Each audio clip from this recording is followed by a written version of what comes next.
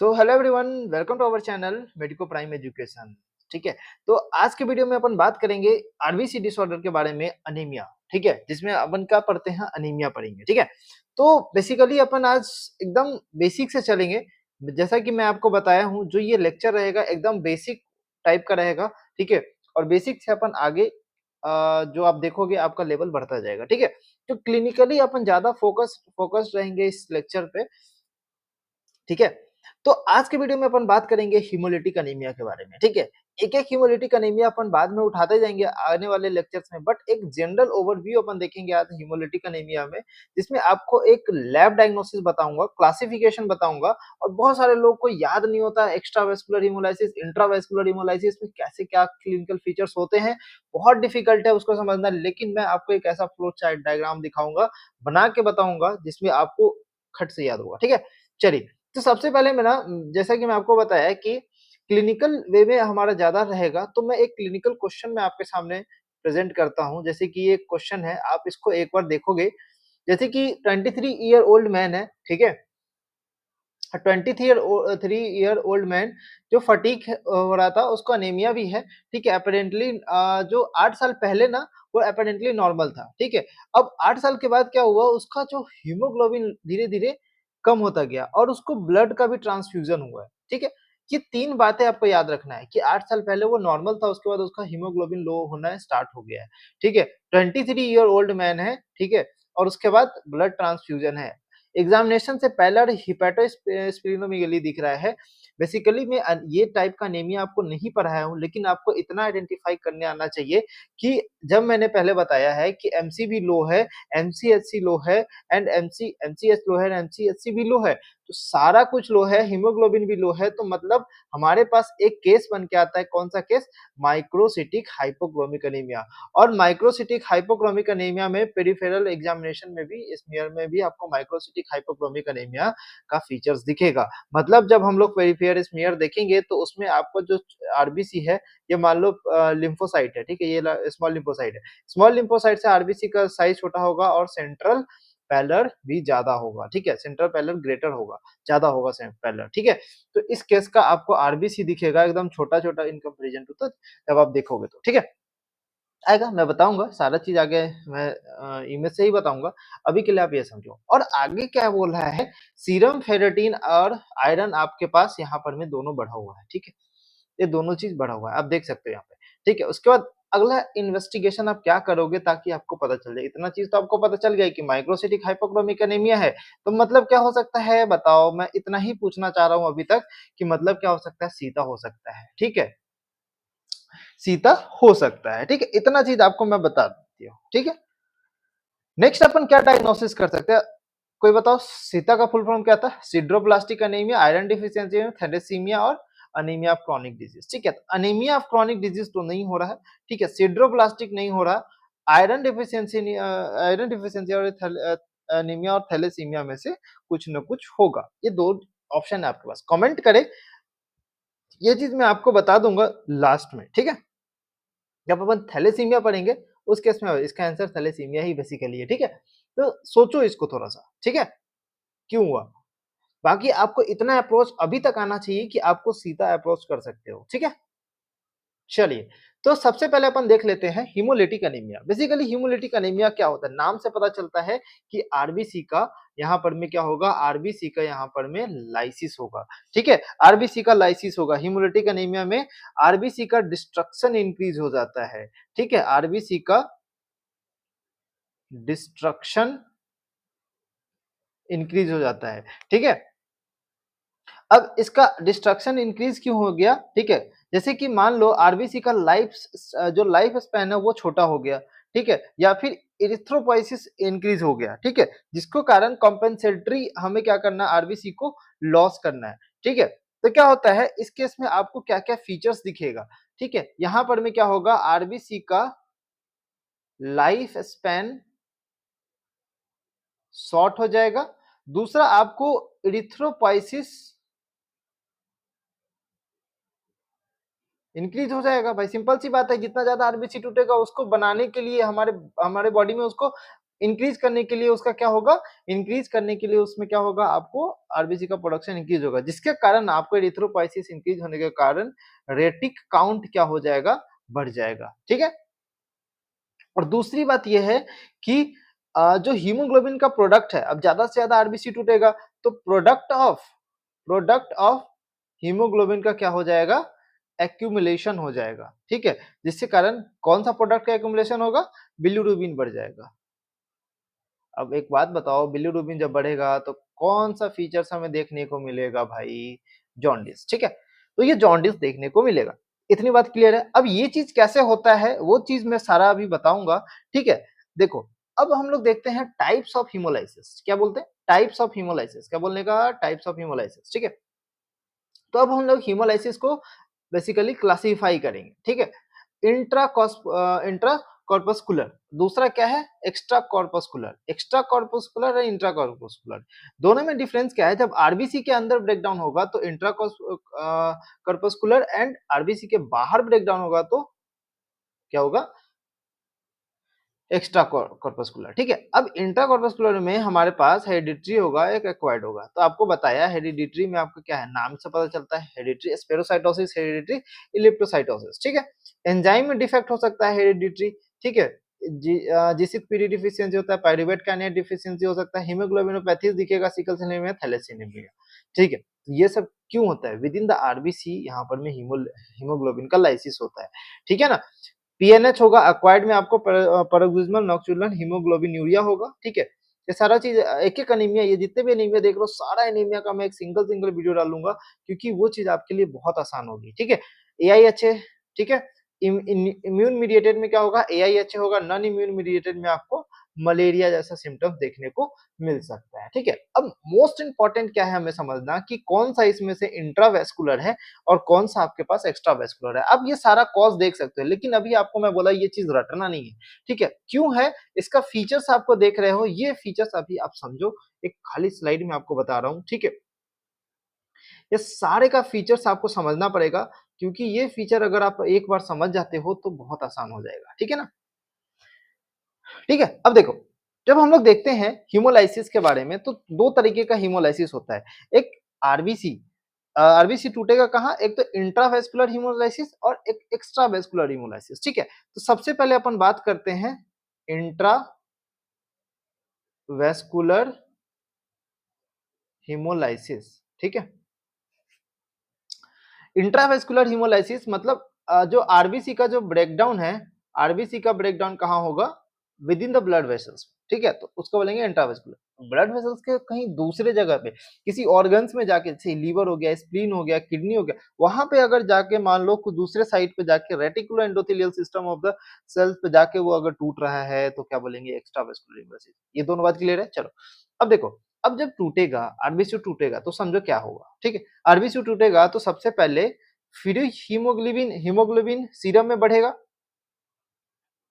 ठीक है, free haemoglobin serum में बढ़ेगा और अनकंजुगेटेड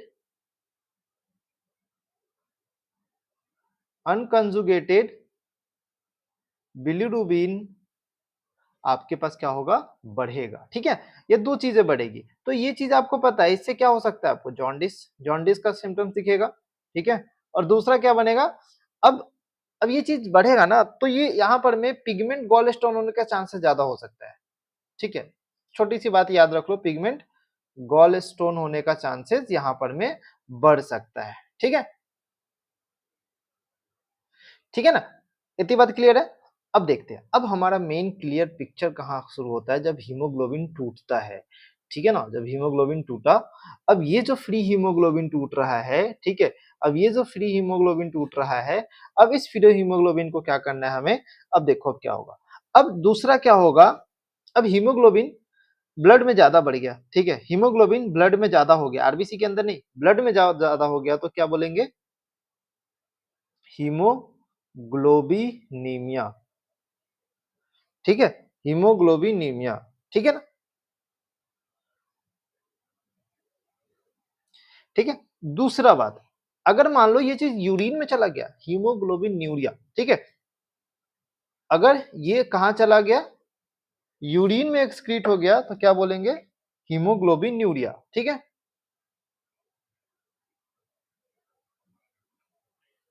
हीमो हीमोग्लोबिन्यूरिया, ठीक है? नेक्स्ट अपन मान लो ये अगर complexed with, if it is complexed with haptoglobin, अगर ये हेप्टोग्लोबिन के साथ कॉम्प्लेक्स हो जाता है, ठीक है? तो इसको क्या बोलेंगे? ठीक है? हेप्टोग्लोबिन के साथ ये कॉम्प्लेक्स हो जाता है, ठीक है? तो मान लो ब्लड में बहुत सारे हेप्टोग्लोबिन रहते हैं, ठीक है? अब जो हेप्टोग्लोबिन है, ये जो हेप्टोग्लोबिन का अमाउंट कम हो जाएगा हमारे पास, ठीक है? अब ये हेप्टोग्लोबिन के साथ हीमोग्लोबिन कॉम्प्लेक्स हो जा रहा है जिसके कारण अमाउंट कम हो जा रहा है, ठीक है? अगर इसका ऑक्सीडेशन होने लगा, ठीक है? अगर इसका ऑक्सीडेशन होने लगा, ठीक है? अगर इसका ऑक्सीडेशन होने लगा, तो किसमें ऑक्सीडेशन होगा? मिथहेमोग्लोबिन में, ठीक है? मिथहेमोग्लोबिन में इसका ऑक्सीडेशन होने लगा। अब ये जो मिथहेमोग्लोबिन है 2 तरीके से जाएगा, या तो ब्लड में जाएगा, ठीक है? तो ब्लड में बढ़ेगा इसका मात्रा, मिथहेमोग्लोबिनीमिया, ठीक है? मिथहेमोग्लोबिनीमिया। अगर ये यूरिन में जाएगा, तो क्या बनेगा? मिथहेमोग्लोबिन्यूरिया।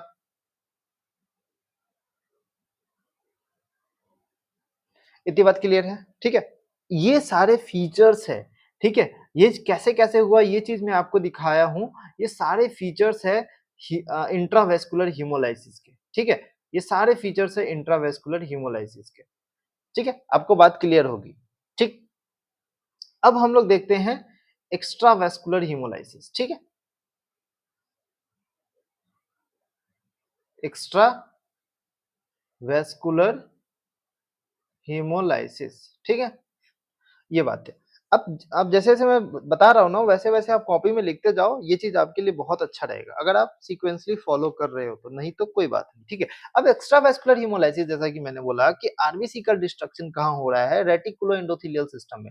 जैसे स्प्लीन हो गया, मेजर साइट क्या है? स्प्लीन, ठीक है? तो ये सारा सिस्टम डिस्ट्रक्शन कहाँ हो रहा है? एक्स्ट्रावेस्कुलर हीमोलाइसिस बोलेंगे इसको, ठीक है? तो पहला चीज़ आपको अनीमिया तो देखने को मिलेगा ही, ठीक है? और दूसरा आपके पास जॉन्डिस देखने को मिल रहा है, क्योंकि यहाँ पर में क्या बन रहा था? क्या बन रहा था? बिलिरुबिन बन रहा था, ठीक है? अगर मान लो इसमें डिस्ट्रक्शन इन, अगर मान लो मैं बोल रहा हूँ एक्स्ट्रावेस्कुलर मतलब कहीं न कहीं वेसल्स के बाहर डिस्ट्रक्शन हो रही है। चीज़ें अगर वेसल से बाहर डिस्ट्रक्शन हो रही है, इस केस में आपको स्प्लीन में हो रही है, तो यहाँ पर में स्प्लीनोमेगेली सिम्पटम्स होगा, ठीक है? देखने को मिलेगा जब हम लोग आइडेंटिफाई करेंगे तो। अगर डिस्ट्रक्शन बढ़ रही है, यहाँ पर में डिस्ट्रक्शन बढ़ रही थी, यहाँ पर में डिस्ट्रक्शन बढ़ रही है लीवर में, तो बताओ क्या होगा? सिंपल सी बात है, हिपैटोमेगैली होगी,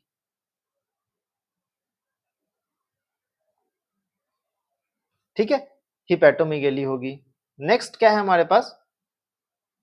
अगर मान लो नो फ्री, यहाँ पर में कोई फ्री हीमोग्लोबिन रिलीज नहीं होता ना, क्योंकि ये हमारा कहाँ पे जा रहा है?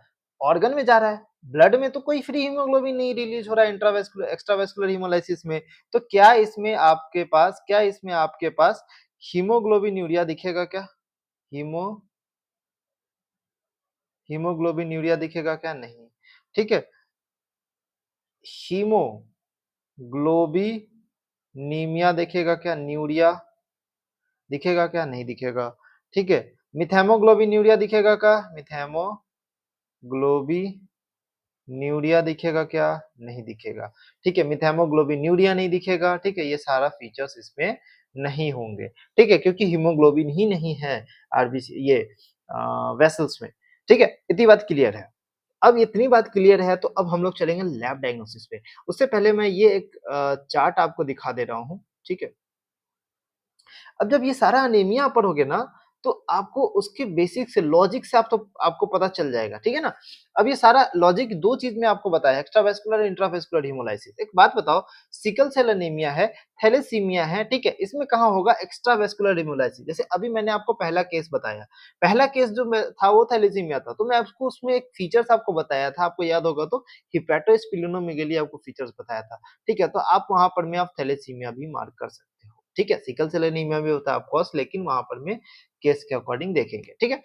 ऑटो इम्यून हेमोलिटिक एनीमिया में भी होगा क्योंकि हेमोलाइसिस हो रहा है लेकिन ऑटो इम्यून है यहाँ पर, ठीक है? हेरेडिटी स्पेरोसाइटोसिस हो सकता है। तो ये सब कहाँ हो रहा है आपके पास? कहीं न कहीं रेटिकुलो एंडोथेलियल सेल में हो रहा है। अब जब हम लोग ये चीज़ लिखेंगे ना, तो वहाँ पर में लैब डायग्नोसिस में ये सारी बातें भी इंक्लूड करेंगे जब एक-एक करके पढ़ेंगे तो, ठीक है? पैराक्सिस्मल नॉक्टियुलर हीमोग्लोबिनुरिया पीसीएच वहाँ पे भी हो जाएगा, जितना भी एचयूएस, टीपीपी, एनसी, डीआईसी ये सारे में इंट्रावेस्कुलर हेमोलाइसिस देखने को मिलेगा। G6PD में कुछ इन्फेक्शंस हो रहे हैं जैसे कि मलेरिया वगैरह में ब्लैक वाटर फीवर जिसको बोलते हैं, एक मलेरिया के केस में ब्लैक वाटर फीवर होता है, उस केस में आपको हेमोलिटिक इंट्रावेस्कुलर हेमोलाइसिस आपको दिखेगा। प्रोस्टैटिक कार्डियक वाल्व डिजीज में भी इंट्रावेस्कुलर हेमोलाइसिस दिखेगा, ठीक है? बाकी नॉर्मल बातें आपको इतनी बातें समझ आनी चाहिए, ठीक है? अब आप देखो वही चीज़ यहाँ पर मैं लिखा है intravascular haemolysis within the blood vessels, outside the blood vessels, ठीक है? जैसे लीवर में, स्प्लीन में हो सकता है। हेपेटोस्प्लिनोमेगाली इसमें एब्सेंट है, इसमें आपको प्रेजेंट है, ठीक है ना? क्योंकि यहाँ पर में ब्लड वेसल्स के बाहर आपको हेमोलाइसिस हो रहा है, ब्लड वेसल्स के अंदर हो रहा है, ठीक है? हीमोग्लोबिनूरिया, हीमोसिडोनियूरिया भी मिलेगा यहाँ पर में, ठीक है? हेप्टोग्लोबिन कम हो रहा है, यहाँ पर में कम होगा या फिर नॉर्मल होगा, लेकिन यहाँ पर हीमोग्लोबिनूरिया नहीं होगा। इतनी बात क्लियर है, ठीक है? आपको ये टेबल नहीं बनाना, लेकिन आप जो ये फ्लो डायग्राम, फ्लो चार्ट जो मैं आपको दिखाया हूँ, ये जो फ्लो चार्ट्स आपको दिखाया हूँ ये दोनों फ्लो चार्ट्स आपके लिए बहुत इंपॉर्टेंट है, ठीक है? चलो, हुँ, तो अब देखते हैं हम लोग ना नेक्स्ट क्या देखेंगे लैब डायग्नोसिस, ठीक है?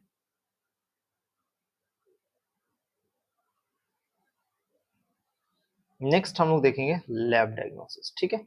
चलो, अब धीरे-धीरे आप समझते जाना कि जो लैब डायग्नोसिस में अपन जब बात करते हैं ना, देखो जब देखो अब आरबीसी का ब्रेकडाउन हो रहा है ना, ऐसा टेस्ट हमें लगाना है जो आरबीसी का ब्रेकडाउन को दिखाए, ठीक है? जैसे कि अपन सीरम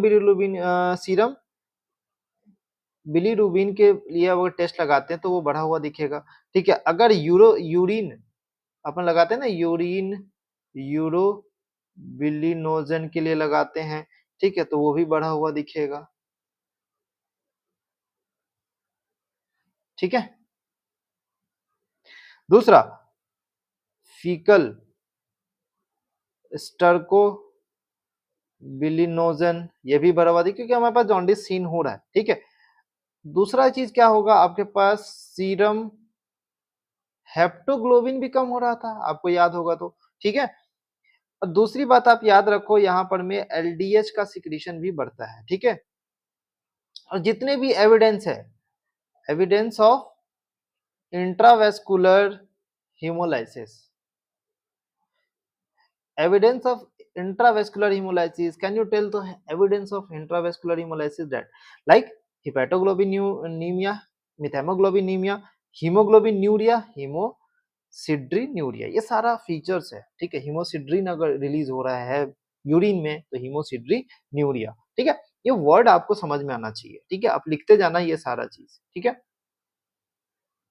अब कुछ टेस्ट है जो कि क्या इंश्योर करता है रेड सेल के प्रोडक्शन को इंक्रीज करता है, ठीक है? कौन सा ऐसा टेस्ट लगाएंगे? सबसे पहले आपको पता है रेटिकुलोसाइटोसिस हो रहा है, कैसे पता चलेगा?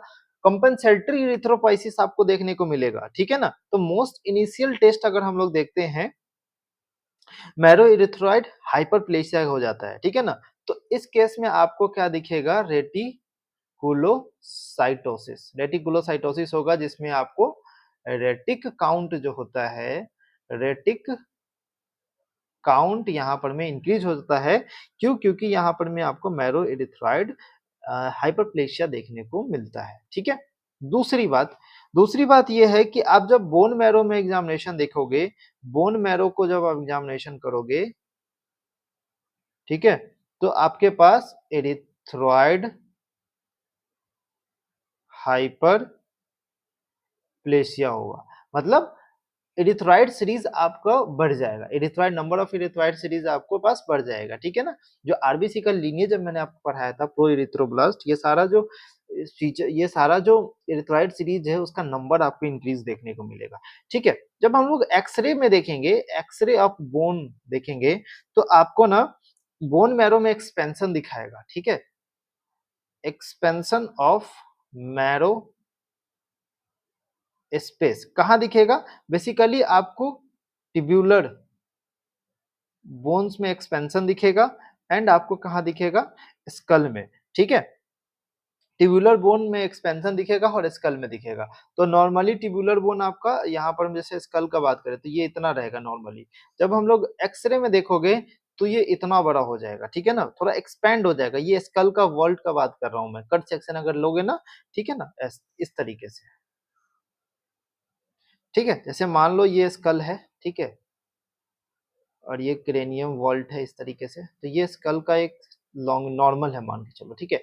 ये आपके पास नॉर्मल है, ठीक है। अगर इसका डायमीटर बढ़ गया इस तरीके से, ठीक है, ये क्रेनियल वॉल्ट, ठीक है ना, तो इस तरीके से यहाँ आपके पास ब्रेन है, ठीक है, तो ये क्रेनियल वॉल्ट जो है इसका स्पेस बढ़ जाता है, ठीक है। तो बात समझ में आ गई, आरबीसी का नंबर बढ़ जाएगा, ठीक है। नेक्स्ट है हमारे पास test for short and RBC life span. अगर लाइफ स्पैन आरबीसी का शॉर्ट हो गया है, उस केस में उसका टेस्ट कैसे करेंगे। सबसे पहले हम लोग उसको टेस्ट करेंगे बाई क्रोमियम 51, बाई क्रोमियम 51, ठीक है, बाई क्रोमियम 51 लेवलिंग मेथड अपन लोग, ठीक है, लेवलिंग मेथड यूज करेंगे, ठीक है। अब हम लोग देखते हैं मॉर्फोलॉजी ऑफ आरबीसी, जो कि अलग अलग तरीके में आपको दिखेगा। जैसे कि मान लो आपको मैं क्या बताया था, हेरिडिटरी स्पेरोसाइटोसिस, हेरिडिटरी स्फेरोसाइटोसिस। हेरिडिटरी स्पेरोसाइटोसिस में आपको किस तरीके का आरबीसी दिखेगा, स्फीरोसाइट्स दिखेगा, बेसिकली नाम से ही पता चलेगा, ठीक है, स्फीरोसाइट्स आपको दिखेगा, ठीक है। मतलब एक ऐसा आरबीसी जिसमें पूरा स्फेरिकल होगा, ओवल शेप्ड आरबीसी होता है ना नॉर्मली, तो ये पूरा आपको स्फेरिकल हो जाएगा एकदम पूरा, ठीक है। दूसरा आपके पास हेरिडिटरी इलिप्टोसाइटोसिस, ठीक है। इलेप्टोसाइटोसिस मतलब इलिप्टोसाइट्स आपको दिखेंगे, ठीक है। नेक्स्ट अपन बात करते हैं सिकल सेल एनीमिया। इसमें आपको कैसा दिखेगा, सिकल सेप्ड सेल दिखेगा, ठीक है। नेक्स्ट अपन बात करते हैं G6PD, आपको बताया G6PD डिफिशियंसी बहुत इंपॉर्टेंट क्वेश्चन है। इसमें किस तरीके का आरबीसी आपको दिखेगा, can anyone tell. Okay, so there will be the blister cell, ठीक है। ब्लिस्टर सेल्स मतलब कुछ इस तरीके का आरबीसी नॉर्मली होता है ना, तो ये आरबीसी जो होता है, ये आरबीसी ऐसे कटा फटा आपको दिखेगा, ठीक है, तो इसको बोलते हैं ब्लिस्टर सेल्स, ठीक है। जैसे कि मैं आपको बताया HUS, TTP, ये सारा चीज अपन पढ़ेंगे WBC प्लेटलेट्स वाले में। कार्डियक कार्डियक वाल्व, ठीक है, कार्डियक वाल्व उसमें प्रॉब्लम रहेगा तो उस केस में आरबीसी फ्रेगमेंट दिखेगा, फ्रेगमेंटेड आरबीसी दिखेगा, ठीक है।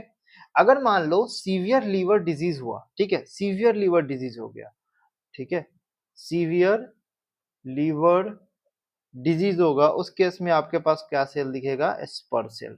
स्पर सेल कैसा होगा, ये नॉर्मल आरबीसी होता है, ठीक है। अब ये नॉर्मल आरबीसी में कुछ सेल आरबीसी इस तरीके का हो जाएगा, स्पर हो जाएगा, ठीक है। तो ये इस तरीके का सेल्स आपको दिखेगा, ठीक है ना, क्लियर रहती बात। Okay, so these are the all the diagnostic features, और you can say the diagnosis, lab diagnosis of the haemolytic anaemia, ठीक है।